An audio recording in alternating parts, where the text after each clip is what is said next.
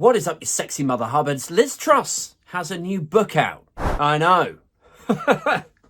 She can read? Shockingly, it's not called I Know, and I'm Sorry. Instead, she's decided to title it 10 Years to Save the West. Now, this in and of itself is nothing particularly new or outrageous. Lots of prime ministers, presidents publish books both before they take office and indeed after. But not many of those presidents and prime ministers decimate their own economy, slip on a banana peel and blow a £40 billion hole in the treasury. Not many of those presidents and prime ministers get laughed out the door after 49 days. But this one does. This one is Liz Truss. She's a pioneer in that respect. Anyway, in any normal, sane world, she would be propelled to the journo-political scrap heap almost immediately. If her name came up as a suggestion for your dinner speaking circuit event, you'd expect even the person, forget Liz Truss for a second, even the person who suggests Liz Truss, you would expect them to be propelled into political obscurity. But this is no normal, sane world anymore, is it? And so obviously she's being invited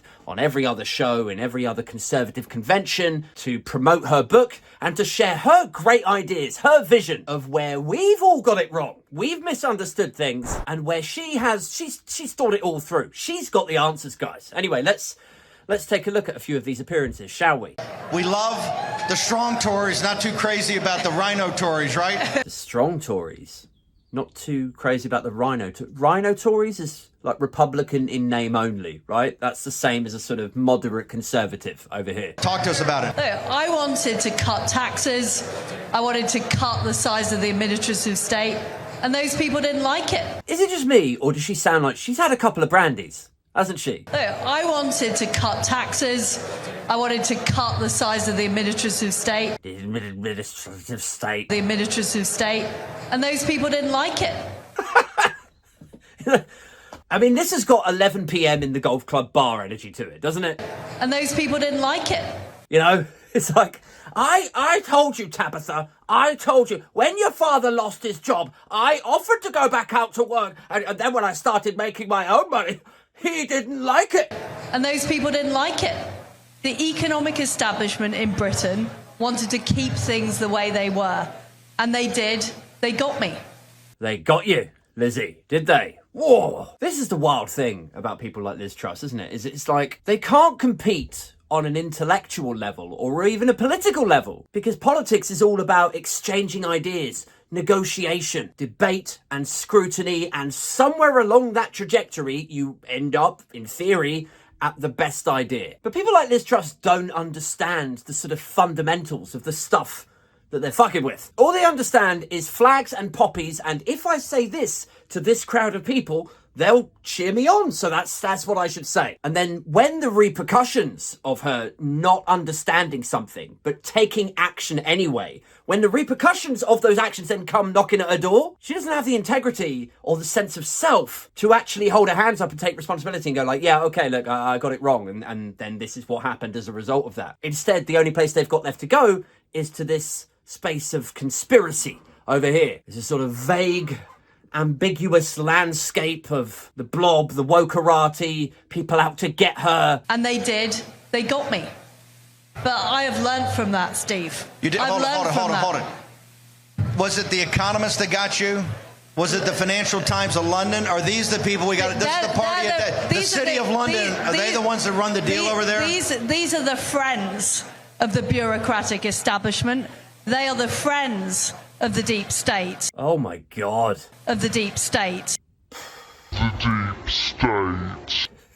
You know what I like best about this? Is that somebody's like shared a clip of it on Twitter and it says, has any ex-UK Prime Minister ever done anything as embarrassing as this? And then Rory Stewart has just commented underneath it like, no, they haven't. And they work together with bureaucrats, of which we've got many more in Britain than you have here in the United States, to keep things the same.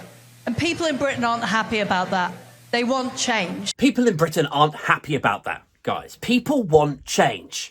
They want change. Yes, yeah, they do. I don't know if you've seen the polls, Lizzie, but they definitely do want change. But it's being stopped. It is being stopped by Rishi Sunak. Thank you for making me feel so at home. It's exciting for me to be here because I first came to CPAC in 2012. You know what I like about this is that Nigel Farage... And I was the only foreign speaker on the stage. Well, let's be honest, never usually too sluggish to express his fright at foreign faces being welcomed into institutions in which he resides. Nigel Farage here sat next to Liz Truss. And as the years have gone by, we've seen more and more people coming together, celebrating the increase over the years of, more and more foreigners getting involved in this. The globalist narrative that somehow we're isolationist, we don't want to work together. Not only do we want to work together internationally, we need to work together internationally to combat the great threats we face in the world. I wonder what great threats he's talking about in the world. I bet it's climate change.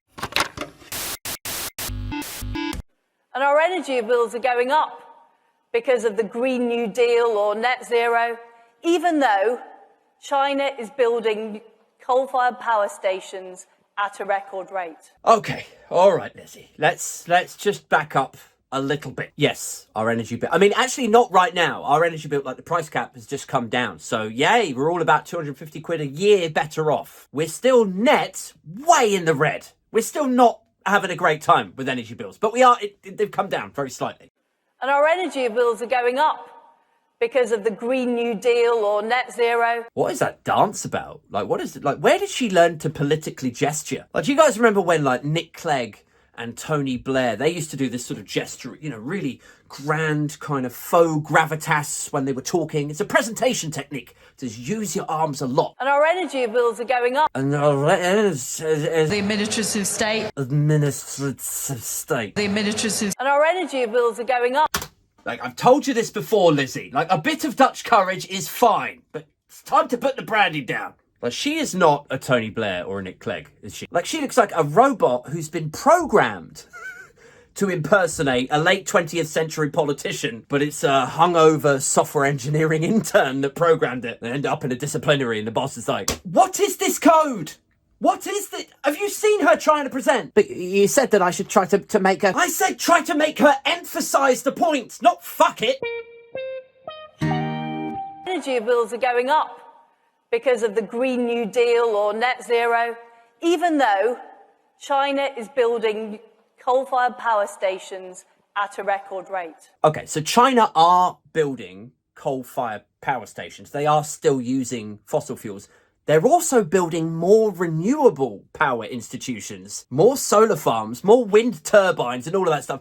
They're beating everyone else to that also. Like, by next year, China will have 80% of the world's solar manufacturing capacity. 80%. While people like Liz Truss and Steve Baker and everyone's like, oh, maybe we look at fracking. Maybe we'll sign off a few more licenses for the hugely exhausted North Sea oil. Anyway, that's all I've got in me for right now. Join me tonight for a live show and indeed every Friday night at 7:30 for more politics, satire, piss-taking, probably alcohol, and a healthy amount of slurring.